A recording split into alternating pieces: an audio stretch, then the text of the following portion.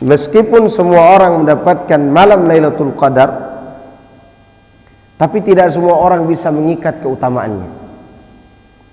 Pada malam itu semua orang mendapatkannya, mau dia muslim, mau dia kafir, mau dia baik, mau dia jahat, semua orang berada pada malam itu.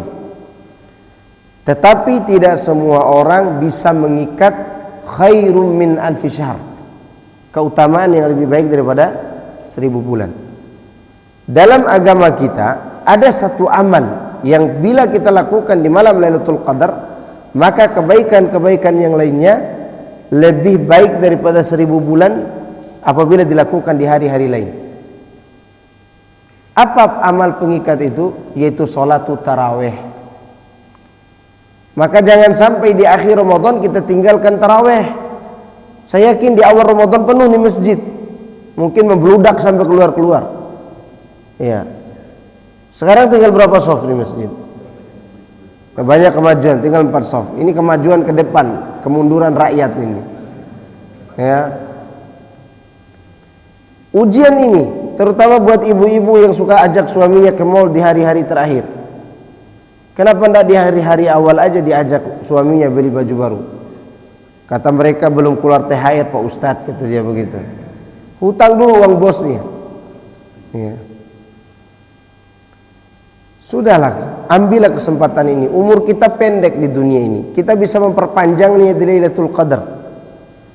Kalau kita melakukan sholat malam, sholat tarawih malam itu, entah itu sholat di awal malam ataupun pertengahan malam, yang penting waktu itu kita lakukan sholat tarawih, sholat qiyamul lail, sholat tahajud.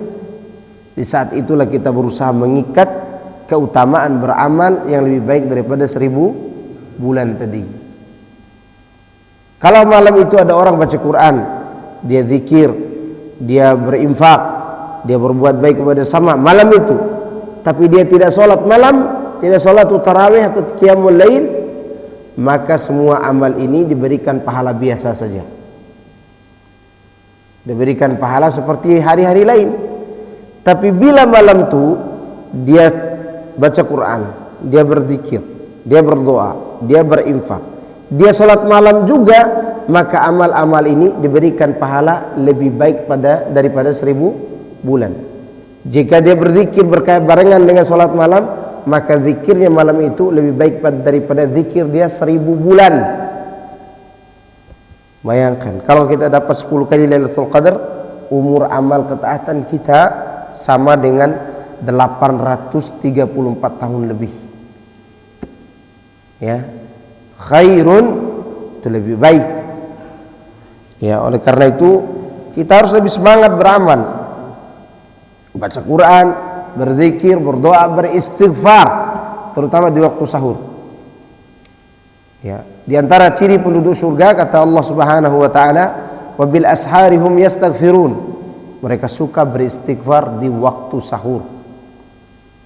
Itu ciri-ciri calon penduduk surga di dunia ini. Ya, semoga Allah menjadikan kita termasuk penduduk surga. Taib. Terakhir kita membahas tentang wa'adhumma amarallahu bihi tauhid wa huwa ifradullah bil ibadah. Kita kembali kepada kitab yang kita bahas setiap bulannya, itu Thalathatul Usul. Di sini disebutkan oleh Syekh Utsaimin rahimahullah anwa'u tauhid tsalatsah. Tauhid itu ada 3 macam.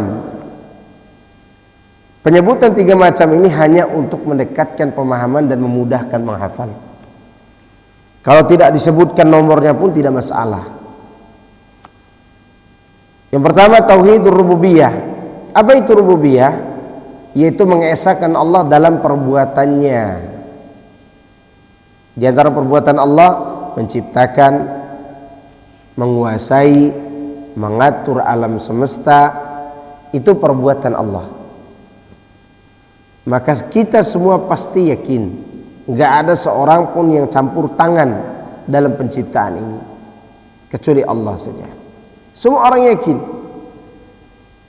Orang-orang yang menyembah berhala, menyembah patung, meminta kepada apa saja yang mereka minta, saya yakin mereka akan meyakini juga bahwa apa yang mereka sembah itu tidak mampu menciptakan walaupun sehelai sayap nyamuk. Nggak bisa menciptakan. Bahkan yang mereka sembah dia ciptakan sendiri. Kalau tidak bisa dibuat sendiri, dia beli patungnya. Ada Tuhan yang dibeli. Tuhan dibeli, dipesan lagi.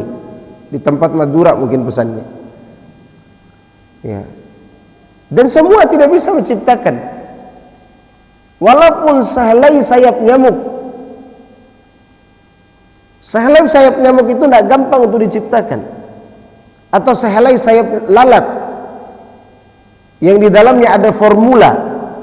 Di sayap nyamuk lalat itu ada formula. Ada racunnya, ada anti racunnya.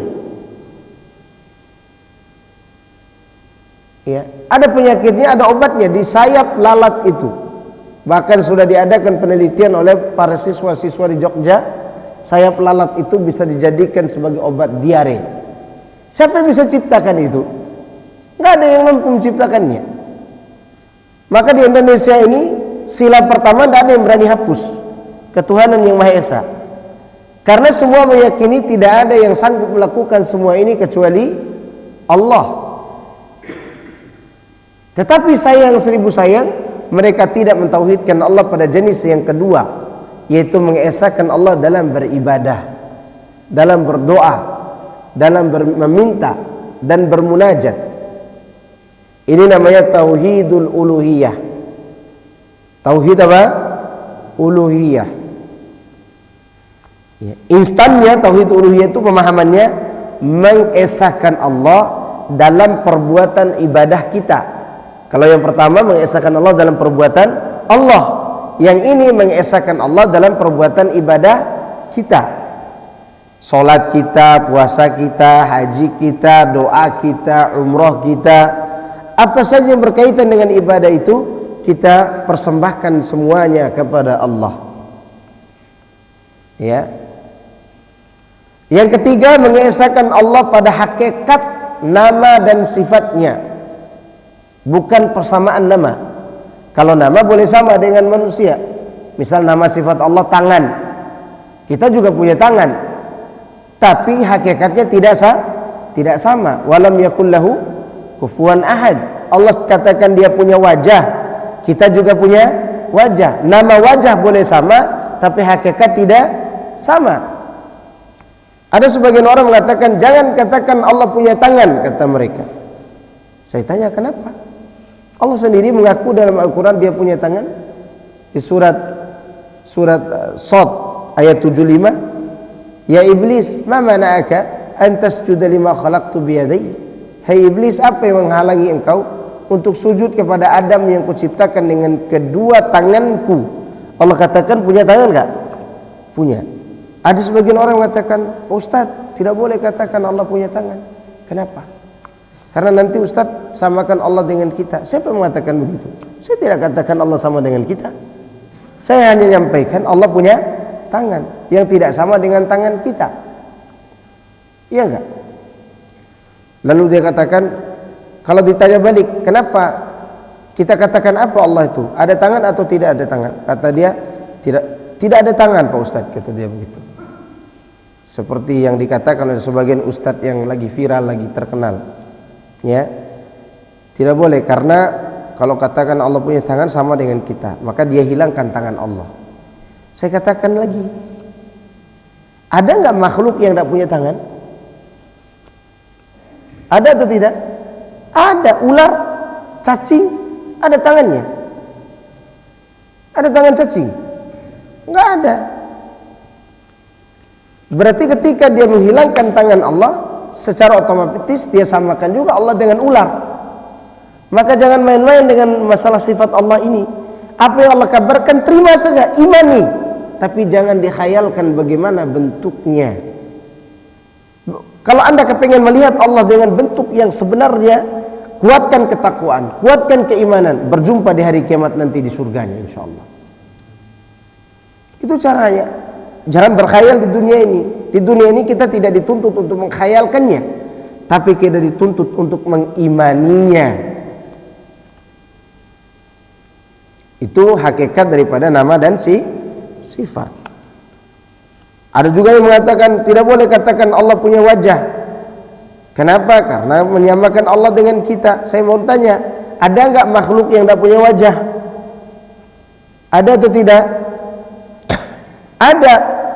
Kentut, pernah lihat wajah kentut? Rambutnya terbelah dua, terbelah sisir tengah. Ada yang lihat wajah kentut. Ada nggak kentut? Ada atau tidak? Makhluk ke Tuhan? Makhluk. Kalau Anda katakan Allah tidak punya wajah, berarti Anda samakan dengan kentut. Maka kalau Allah beritahukan dia punya wajah, terima saja. Cuman Anda jangan khayal begini. Sehari 2 hari Anda khayalkan gimana bentuk wajah Allah. Udah seminggu Anda jalan mundur, gila. Nggak bisa dibayangkan keindahan Allah. Nabi Musa saja ketika dia ingin melihat Allah, ya Allah, aku ingin melihat wajahmu sekarang. Sebelum dia bertemu dengannya di surga, di dunia Nabi Musa meminta agar melihat Allah. Apa kata Allah? Coba kau tengok tuh gunung.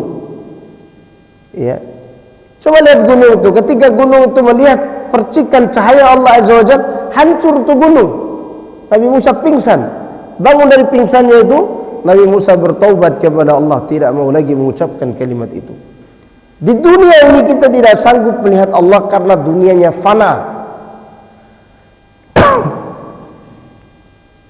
Kita tidak sanggup melihat wajah yang mulia itu karena dunia ini fana.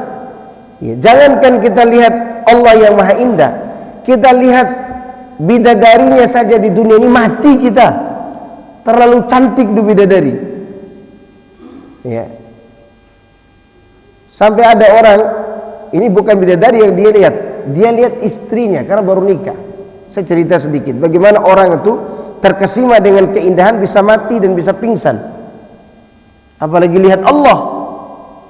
Di daerah Lombok itu ada seorang pemuda yang begitu jaga diri.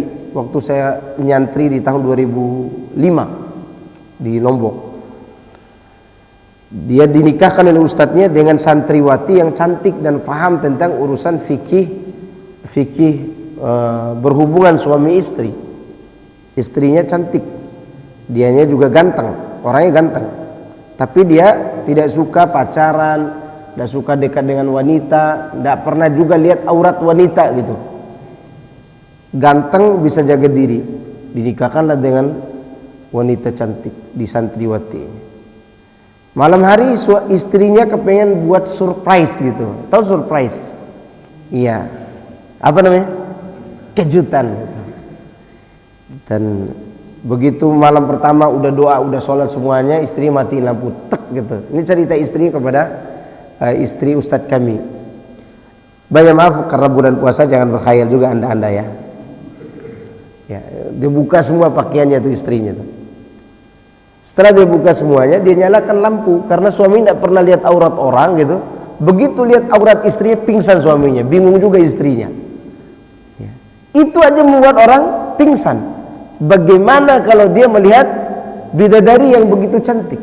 Maka kata para ulama, siapa yang masuk surga, sekiranya masuk surga itu ada matinya, orang yang melihat bidadari pertama kali dia akan mati dulu karena terlalu cantiknya. Lalu bagaimana melihat Allah yang maha indah, lebih indah dari segala-galanya? Ya. Kalau keindahan, kecantikan bidadari isi surga itu seperti nyala lampu ini, maka perbandingannya keindahan Allah lebih daripada cahaya matahari. Ya, itu hanya perbandingan pendekatan pada pemahaman yang mana Allah tidak bisa dibandingkan dengan apapun. Maka pantas Allah tidak menampakkan diri di dunia, tapi nanti di hari kiamat orang yang bertakwa, orang yang beriman, orang yang beribadah taat kepada Allah, dia akan bisa melihat wajah Allah. Itu salah satu sifat Allah yang namanya boleh sama dengan nama sifat kita, tapi hakikatnya tidak sama. Itu arti mentauhidkan Allah dalam nama-nama dan sifatnya. Inilah 3 tauhid: tauhid rububiyah, uluhiyah, dan asma wa sifat. Apa dalil pembagian ini? Yaitu suratul Fatihah. Lihat bagaimana Allah membahas dalam suratul Fatihah 3 tauhid ini. Bismillahirrahmanirrahim. Alhamdulillahi rabbil alamin. Lihat Dia mulai dengan nama-nama dan sifatnya. Kemudian alhamdulillahi rabbil alamin. Rabb adalah pencipta, pengatur alam semesta, pemilik langit dan bumi, pemilik kerajaan yang mengatur, itu Rabb, itu rububiyah. Kemudian Ar-Rahmanir Rahim Maliki Yaumiddin, itu nama-nama dan sifat. Kemudian Iyyaka na'budu, itu tauhidul uluhiyah, mengesahkan Allah dalam beribadah. Kemudian kata penulis rahimahullah, perkara yang paling besar yang Allah larang adalah kesyirikan. Syirik artinya berdoa kepada selain Allah bersama Allah. Kenapa beliau bawakan doa saja? Karena kebanyakan terjadinya kesyirikan ada pada doa.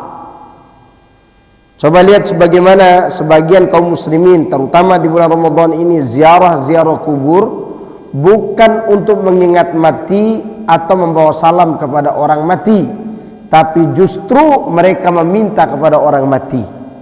Orang mati butuh doa kita, bukan kita yang membutuhkan mereka. Kita tidak butuh kepada orang mati. Justru orang mati itu mengharapkan kita mendoakan mereka.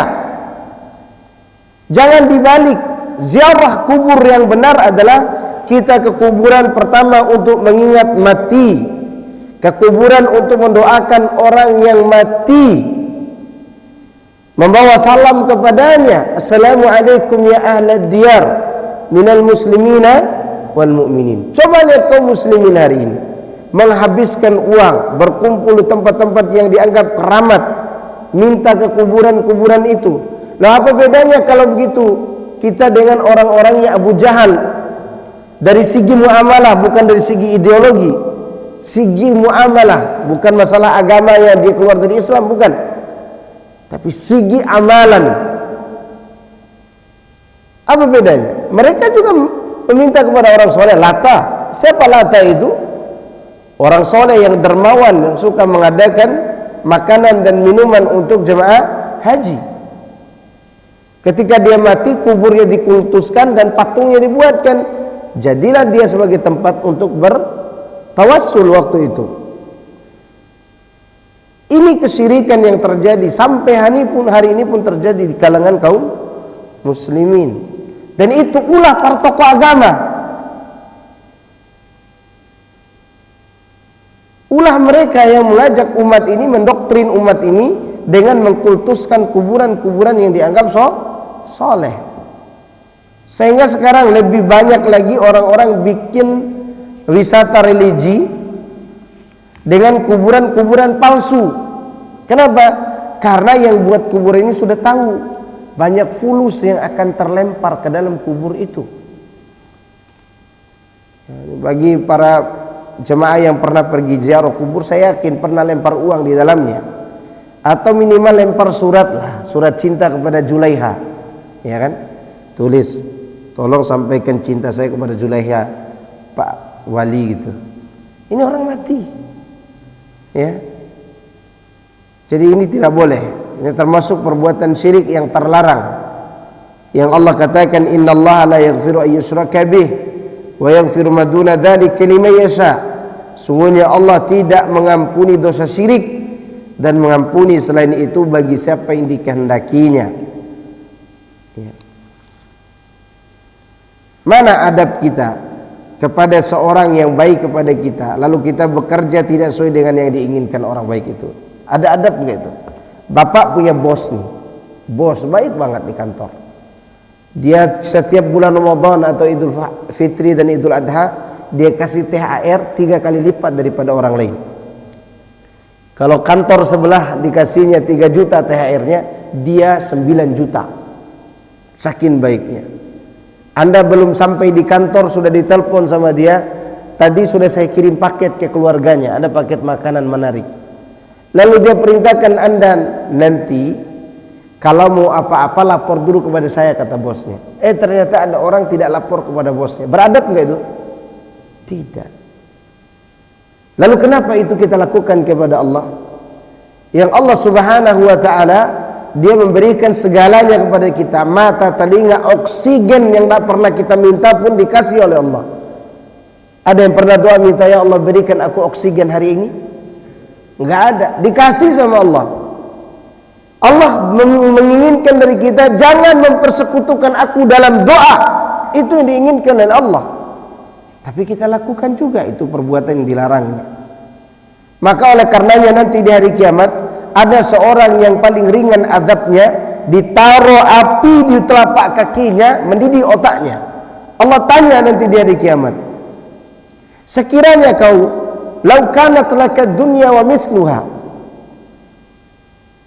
apabila kau punya dunia seisinya, dua kali lipat kata Allah, akunta muftadiyan biha, apa engkau mau dunia dan hartamu kau berikan kepadaku, lalu aku bebaskan engkau dari azab ini?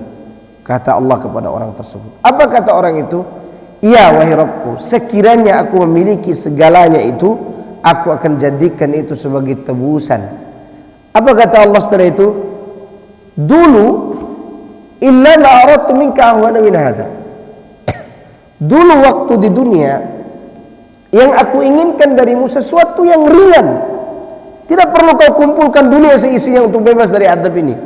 Aku menginginkan darimu waktu di dunia, yaitu kau jangan berbuat syirik. Itu saja kata Allah. Jangan kau sekutukan aku dengan siapapun dalam berdoa, beribadah kepadaku. Tapi kau tolak. Kau tetap mau berbuat syirik. Maka adabnya selama-lamanya dalam keadaan itu. Ditaruh bara api di kakinya, mendidih otaknya. Itu balasan teringan untuk Abu Thalib. Ya.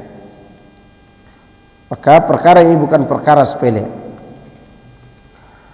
Kemudian apabila dikatakan kepada Anda setelah beliau membahas tentang syirik dan tauhid, kata penulis, fa idza qila laka mal usulu salasatu allati yajibu 'alal insani ma'rifatuha. Apa sih tiga landasan utama yang wajib dikenal oleh setiap manusia? Pertama, seorang hamba wajib mengenal Tuhannya. Yang kedua, dia wajib mengenal agama Islam dengan dalil. Yang ketiga, dia wajib mengenal Rasulullah sallallahu alaihi wasallam. Ini harus dikenal, karena sebagian orang tidak mengenal agamanya, sebagian orang tidak mengenal Tuhannya, sebagian orang tidak mengenal siapa itu Nabi Muhammad sallallahu alaihi wasallam. Yang mereka kenal Nabi Muhammad itu kalau ada maulid Nabi, ya atau tidak? Kemudian ketika ada maulid Nabi, ceramahnya 70% rebana dan joget-joget dulu, kemudian baru setelah itu selawatan bareng-bareng. Mana ilmunya? Nanti jam 12 malam baru ceramah, setelah orang pada ngantuk. Sehingga ketika si pendengar ceramah di saat maulid Nabi ini ditanya oleh keluarganya, tadi Ustadz ceramahnya apa ya? Oh tadi Ustadznya lucu pak, katanya. Itu dibawa pulangnya, tidak ada ilmu. Bagaimana dia bisa mengenal Nabi Muhammad SAW? Mengenal Nabi Muhammad SAW tidak pada momen-momen itu saja, setiap hari kalau bisa. Membaca sejarahnya, membaca kehidupannya. Anda kalau baca sejarah dan kehidupan Rasulullah dan para sahabat, saya yakin akan terbiasa dengan menangis. Karena kehidupan mereka memberikan pelajaran hidup untuk kita. Bagaimana mereka tersenyum, bagaimana mereka menangis, bagaimana mereka beribadah, bagaimana mereka berperang, bagaimana Rasulullah SAW berakhlak kepada istri dan anaknya. Semua diceritakan. Dengan cara itulah kita bisa menteladani Rasulullah sallallahu alaihi wasallam. Ya. Jangan hanya bersemangat di waktu maulid Nabi saja, tetapi setelah itu tidak semangat lagi. Dulu saya pernah dijebak untuk isi kajian, saya tidak tahu kalau itu acara maulid Nabi. Saya pernah terjebak di salah satu daerah di Bogor. Waktu itu begitu saya sampai di masjid itu, loh, kok orang rame. Begitu saya masuk masjid, itu rebana ibu-ibu langsung dipukul tuh sama gerincing-gerincing itu. Tola al badru alaina, tuh suara semasjid. Bapak-bapaknya ngerokok di masjidnya tuh, ngerokok. Itu asap rokoknya kayak asap kereta api tuh. La ilaha illallah, saya bilang, udah salah tempat kayak saya ini. Ternyata benar, anda ngisi kajian di situ. Mau mundur kena, maju juga kena. Ya udah, sekarang kesempatan saya akan jelaskan tentang faedah Maulid Nabi yang mereka rasakan selama ini. Kemudian saya bicarakan sama mereka, Bu, Pak, apa sebenarnya faedah yang didapatkan dari Maulid Nabi itu? Faedah yang pertama adalah ibu-ibu datang ke sini dengan gincu yang tebal, bedaknya yang tebal. Pulang dari sini lepas jilbab. Itukah faedahnya? Yang kedua, bapak-bapak datang memenuhi masjid dengan makan dan minum. Setelah ini sholat zuhur sebentar lagi, kosong di masjid, tidak ada orang. Inikah faedah yang didapatkan selama ini? Dari acara yang menghabiskan biaya, waktu dan keadaan, bahkan keluar urat leher untuk mempertahankan amalan itu, sampai memfitnah orang lain yang tidak mengamalkannya, dianggap Wahabi. Saya ngomong begitu waktu itu di atas podium. Kemudian semua orang tercengang. Udah 15 menit saja ceramah Pak Ustadz, kata panitianya. Udah selesai 15 menit. Sejak itu saya tidak diundang lagi sampai hari ini. Karena saya berjibaku, kalau saya waktu itu memperindah ceramah saya mengikuti keinginan mereka, saya diundang lagi nanti. Yang kedua, kalau mereka tidak mau mengamalkan dan diterima ucapan saya akan diundang dalam kajian rutin. Salah satu dari dua yang akan saya pilih. Dipilih dilempar pakai botol atau dipilih diusir saja. Ternyata saya diusir dengan cara baik-baik waktu itu.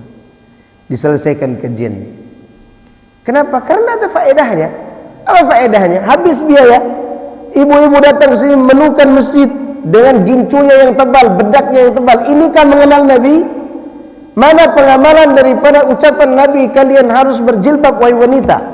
Mana pengamalan dari ucapan Nabi kalian laki-laki harus datang ke masjid waktu sholat? Inikah mengenal Nabi itu?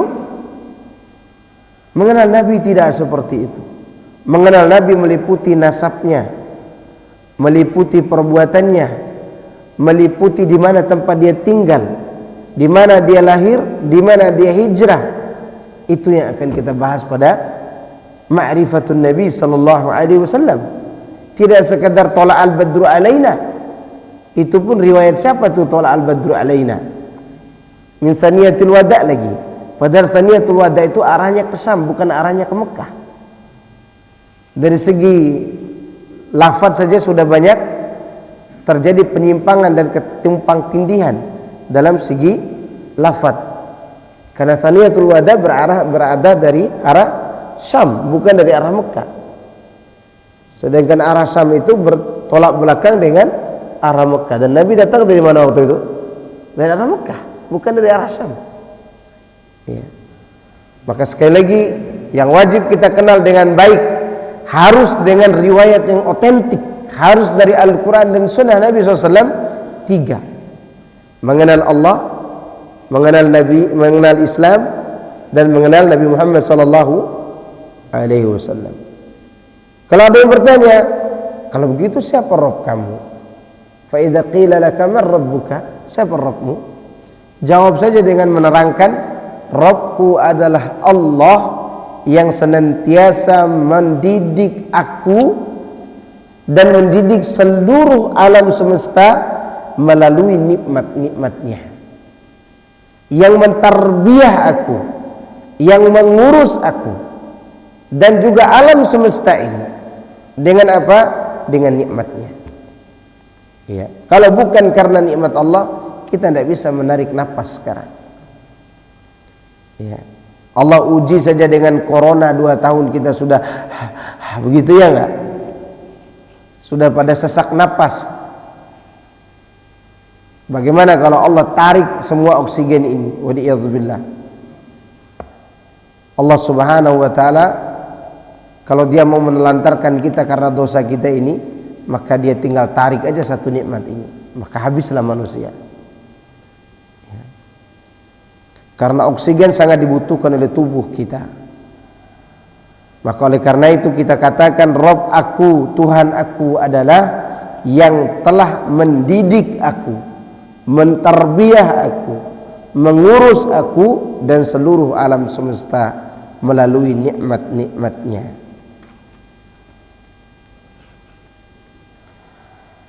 Dialah yang pastinya aku sembah. Aku tidak memiliki sesembahan selain Dia. Karena Allah berfirman dengan dalil Alhamdulillahi Rabbil Alamin.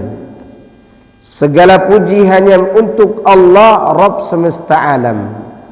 Perhatikan ayat yang mulia ini. Ayat yang ada dalam suratul Fatihah. Alhamdu, di sini ada dua kata. Kata al dan kata hamdun. Al di sini fungsinya untuk menerangkan semua pujian yang sempurna hanya untuk Allah. Hanya, bukan untuk, tapi hanya untuk Allah. Harus ada kata hanya. Sehingga kata alhamdu tidak boleh dipakai untuk memuji manusia. Alhamdulillah fulan, alhamdulillah, tidak boleh. Tidak boleh. Karena ada kata al di dalam kata hamdu itu. Ya, al itu alif lam istighraqiyah namanya, yang menunjukkan Allah itu maha sempurna, tidak ada cacat dari segi manapun. Itu makna daripada al. Kemudian bentuk kata yang menunjukkan bahwa ini hanya untuk Allah yang memiliki sifat Rabbil Alamin, Rabb semesta alam. Kullu ma siwallahi alam wa ana wahidu min dzalikal alam. Semua yang selain Allah itu disebut alam, dan aku salah satu dari alam itu. Maka tadi kita katakan kentut makhluk enggak? Makhluk. Angin makhluk. Semua selain Allah itu makhluk. Dari definisi alam ini kita bisa menyimpulkan bahwa tadabbur alam itu tidak harus naik gunung turun gunung, pergi ke pantai. Itu sesekali tidak apa-apalah untuk mencuci mata di keindahan Allah yang terlihat. Alam itu kalau mau tadabbur setiap hari di rumah kita, pada diri kita. Istri kita alam enggak? Nah, lihat aja istri terus. Ya. Lihat tingkah lakunya hari ini, dia tingkah lakunya bagaimana, besok bagaimana. Kalau dikasih uang bagaimana sikapnya, kalau tidak dikasih uang bagaimana sikapnya. Nah, itu tadabbur alam tuh. Nah, termasuk tadabbur alam. Ya, karena kita bisa lihat dari raut wajahnya. Kalau dikasih 10.000, senyumnya terlalu dikit tuh. Kalau dikasih 100, oh lebar kali itu senyumnya. Kalau 200 kita dipeluk tuh. Nah, itu termasuk salah satu cara kita tadabbur apa? Alam. Nah, itu sekedar iklan saja supaya antum tidak ngantuk. Baik, apabila dikatakan fa idza qila laka bima arafta rabbak, bagaimana kau mengenal Rabbmu? Jawab saja, yaitu mengenal Allah itu dengan ayat-ayatnya dan melihat makhluknya. Di antara ayat-ayat Allah, tanda-tanda kekuasaan Allah, yaitu adanya malam, adanya siang, adanya matahari, adanya rembulan. Makhluk-makhluk Allah yang besar seperti langit 7 lapis, bumi 7 lapis, dan apa yang ada di dalamnya dan di antara keduanya. Dengan semua itu kita bisa mengenal Tuhan kita. Ada sesuatu yang terjadi tanpa ada pencipta? Enggak ada. Meja itu aja ada yang membuat. Maka langit dan bumi ini ada pembuatnya, yaitu Allah Subhanahu wa ta'ala. Maka dengan itu kata Imam Syafi'i, semua yang ada di alam semesta ini memberitahukan kepada kita bahwa Allah itu Maha Esa, kata Imam Syafi'i. Itu yang dimaksud mengenal Allah melalui alam semesta. Berarti mengenal Allah itu ada dua cara. Mentadaburi ayat-ayat Al-Quran, dan yang kedua tadabbur alam. Itu kesimpulannya. Tapi saya kira cukup dulu. Semoga ini menjadi pahala buat kita semuanya di bulan Ramadan ini. Dan semoga kita semakin semangat untuk belajar dan semakin semangat untuk menghidupkan malam-malam di akhir Ramadan. Bagi yang pulang kampung dan mudik, sedang mudik, kita doakan semoga selamat sampai tujuan. Kita doakan semoga bertemu dengan sanak keluarga yang dengan niat untuk silaturahmi. Dalam perjalanan kalau masih memungkinkan untuk sholat, maka hidupkan sholat witir saja kalau tidak sanggup sholat tarawehnya. Karena kita inginkan malam itu mengikat Lailatul Qadar meskipun kita lagi safar. Bagaimana kalau kita tidak bisa itikaf Pak Ustadz?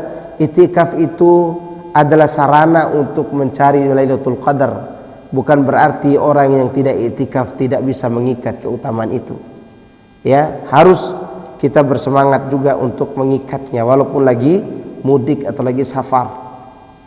Usahakan setiap malam, mau di awal malam atau di akhir malam ketika Anda dalam perjalanan, lakukan sholat witir. Saya ulangi, lakukan sholat witir. Ya, untuk mengikat apa tadi? Khairun min alfi syahr. Yang lebih baik daripada 1000 bulan. Karena dia hanya bisa diikat dengan amal sholat malam. Bagi yang tidak lagi mudik, datangi terus masjid. Ya, penuhi masjid untuk sholat taraweh. Dan sholat taraweh yang terbaik apakah di akhir malam? Yang terbaik di awal malam. Karena diamalkan oleh para sahabat di awal malam. Kalau mau akhir malam, sholatlah dari awal malam sampai akhir malam. Gimana caranya? Sholat 4 rakaat di jam 9 misalnya. Jangan witir dulu, tidur dulu, istirahat dulu. Nanti di jam 2 bangun lagi untuk nambah 4 rakaat dan witirnya.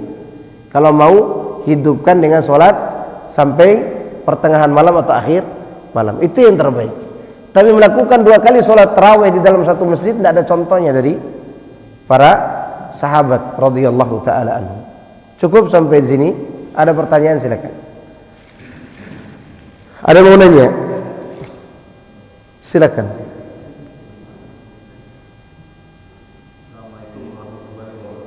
Waalaikumsalam warahmatullahi wabarakatuh.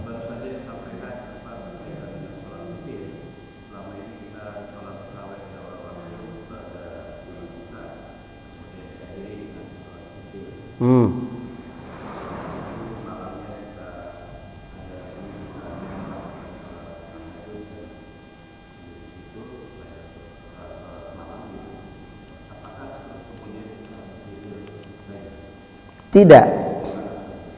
Bagi yang sudah witir di awal malam dan dia mau menghidupkan malamnya dengan sholat mutlak, sholat malam mutlak, tidak perlu lagi witir. Ingat ya, taraweh itu adalah sholat tahajud. Taraweh itu adalah qiyamul lail. Tidak ada dalam hadis sholatul taraweh, tidak ada. Taraweh itu istilah yang ada di abad para tabi'in. Kenapa dinamakan taraweh? Taraweh itu jamak, yang kata tunggalnya adalah tirwah, diambil dari kata roha, istirahat. Jadi sholatnya itu ada istirahatnya. Kenapa ada istirahatnya? Berarti sholatnya pendek apa panjang? Panjang. Ya, sholatnya panjang, maka diadakan istirahat. Nah, kita enggak, udah sholatnya pendek minta istirahat lagi. Ya. Kita enggak masuk dalam istilah tarawih sebenarnya. Istilahnya masih qiyamul lail. Karena qiyamul lail kita pendek kan. Imam baru saja baca waladdallin. Kemudian imam mulai dengan surat yang panjang. Alif lam mim. Di belakang udah gerasa gerusuk. Wah, Ali Imran tuh, gitu kan? Kayaknya surat panjang sekali itu. Udah tidak betah dia sholat. Padahal kalau dia mau sabar sedikit, letih sedikit, setelah 4 rakaat diadakan istirahat, itu baru dikatakan taraweh. Namanya apa? Taraweh. Sebenarnya dia bukan nama tersendiri tarawih itu, hanya saja dijadikan istilah karena dulu di zaman tabi'in ada istirahatnya di setiap 4 rakaat. Waktu mereka istirahat seukuran dengan waktu tawaf 7 kali di Ka'bah. Ya, mereka tawaf dulu 7 kali, baru mereka sholat lagi 4 rakaatnya, gitu. Maka dinamakanlah taraweh. Pada hakikatnya sholat apa taraweh tadi? Sholat tahajud. Sholat tahajud yang dilakukan secara berjamaah hanya di bulan Ramadan. Oke, maka dikatakan taraweh. Nah, kalau anda mau sholat, kalau mungkin akan bertanya, niatnya apa nanti sholat tarawih Pak Ustaz? Qiyamul lail aja yang umum. Qiyam al-lail.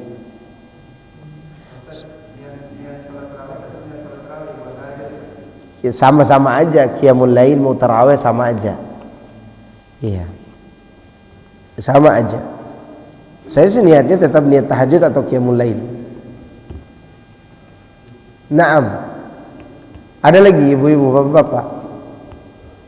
Kayaknya ngantuk deh tadi makan sahur. Iya.